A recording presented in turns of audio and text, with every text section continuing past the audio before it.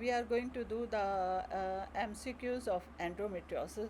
See in this figure, आपको आ रही है ना, तो चल रहा है ना स्लाइड आपके सामने. जी बिल्कुल देखिए इस स्लाइड बिल्कुल में आपको मैंने बताया था कि रेट्रोग्रेड मोस्टली होती है, जो मोस्ट पॉपुलर है.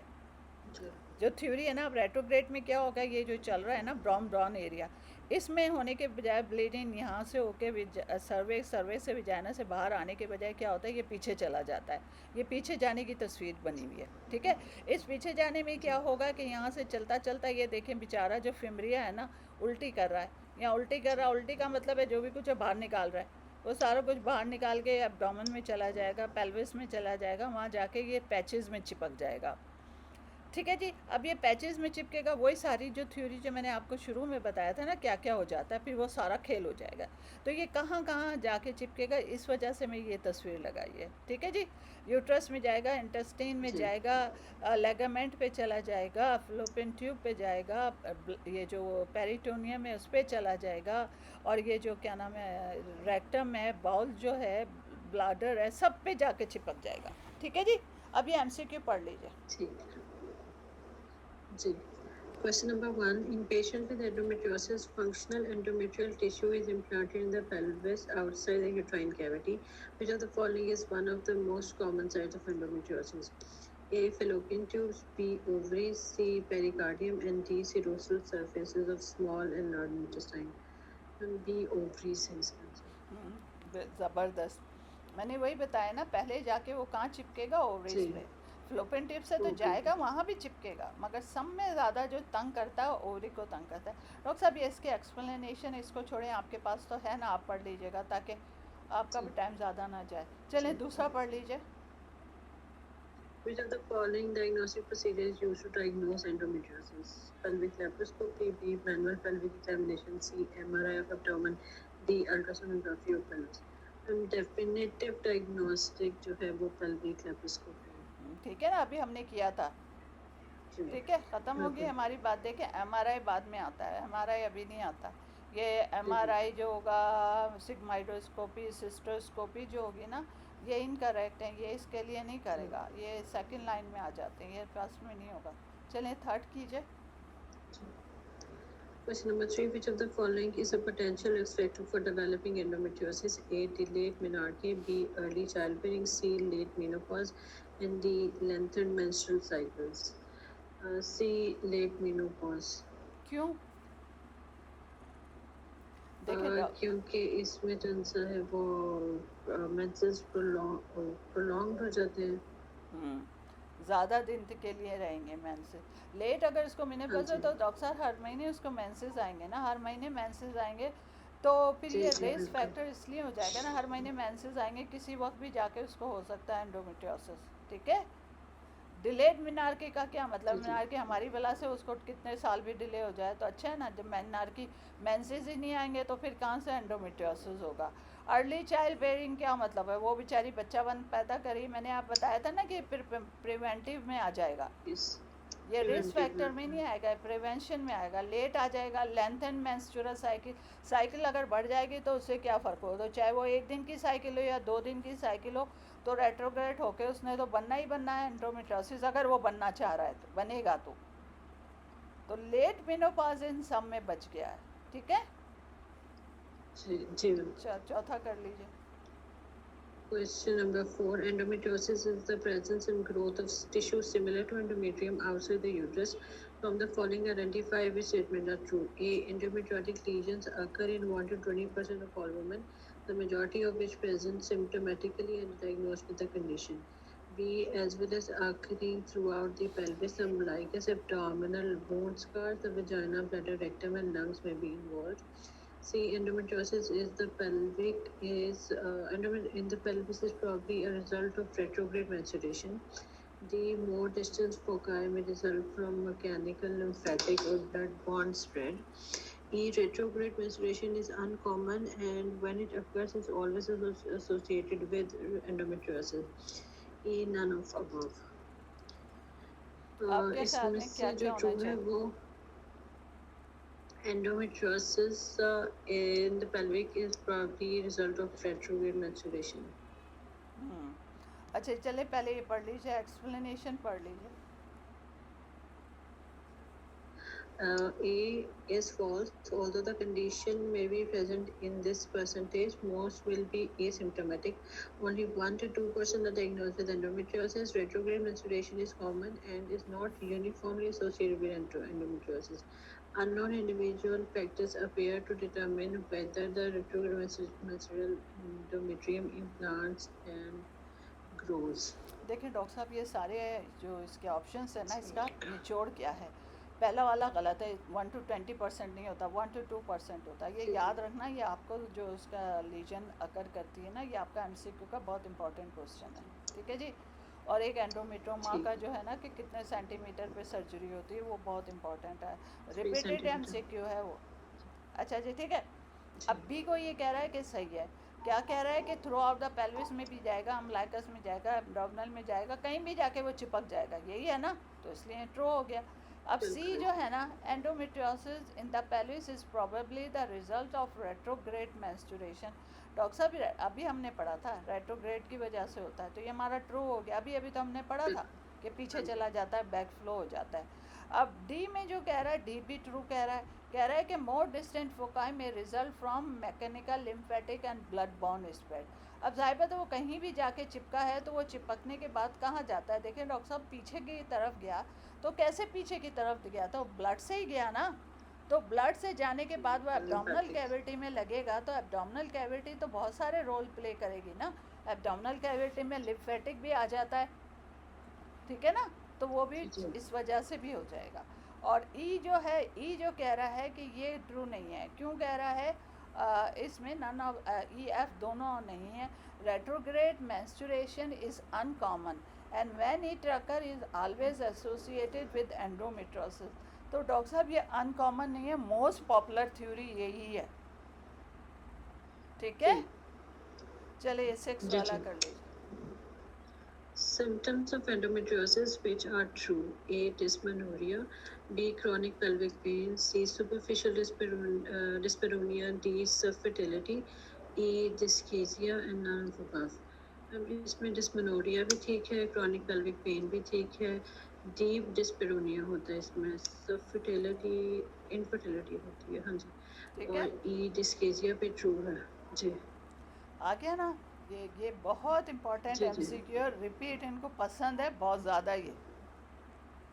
चलें 6 कर लें, इसके बाद हम ख़त्म करते हैं। Question number 6: concerning the management of endometriosis, which are true? A. In more than 50% women, the disease regress or does not progress. B. Asymptomatic endometriosis requires treatment. C. A trial of hormonal treatment may be used as an alternative to laparoscopy in the diagnosis of endometriosis. D. In expert hands, symptomatic involvement following surgery is seen in 50% of patients. The excision of ovarian endometriotic cyst improves fertility compared to cyst drainage alone. And F is none of above. A. In more than 50% women, the disease regresses or does not progress. C. देखिए A doctor साहब, trial 1 of to 2% hormonal है ना, treatment. तो 1 to 2% को याद जी, जी। रखिए। उसमें क्या होगा, 1 to 2% क्या हो गया?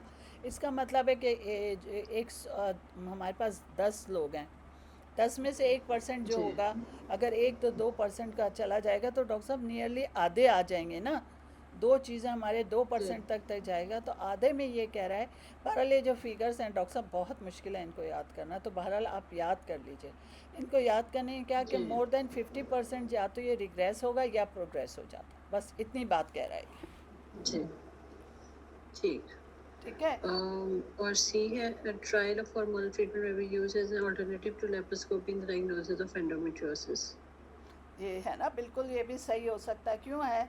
हार्मोनल ट्रीटमेंट हम देंगे ना, वही हार्मोनल ट्रीटमेंट में लेप्रोस्कोपी से हमें पता है। देखिए डॉक्टर साहब, इसमें क्या होगा कि हार्मोनल ट्रीटमेंट अभी हमने किया था ना, कि इसका वन ऑफ द ट्रीटमेंट है। पेन से हमें पता चल जाएगा कि उसका जो पेन रिलीफ हो गया ना, तो इसका मतलब है ज़्यादातर जो सीवियर क्रॉनिक पेन जो होता है ना, वो वन ऑफ द कॉज होता है इसका, वुमेन का एंडोमेट्रियोसिस। तो इस वजह से अल्टरनेटिव जो है ना लेप्रोस्कोपी का, ये हार्मोनल ट्रीटमेंट है। जीएनआरएच से क्या होता है, मेंसेस रुक जाते हैं ना डॉक्टर साहब, बिल्कुल, हाँ, मैंने अभी बिल्कुल। बताया था हार्मोनल ट्रीटमेंट है ना, कंट्रासेप्टिव से भी उसके मेंसेस रुकने हैं। तो हाँ हमारा जी, मतलब उसको यही हुआ ना, तो हमें डायग्नोज क्या करना है, ये डायग्नोस्टिक वे है इसका, ठीक है। और डी में क्या होगा, इन द ठीक। Expert hand symptomatic improvement following surgery is seen in 50% of cases.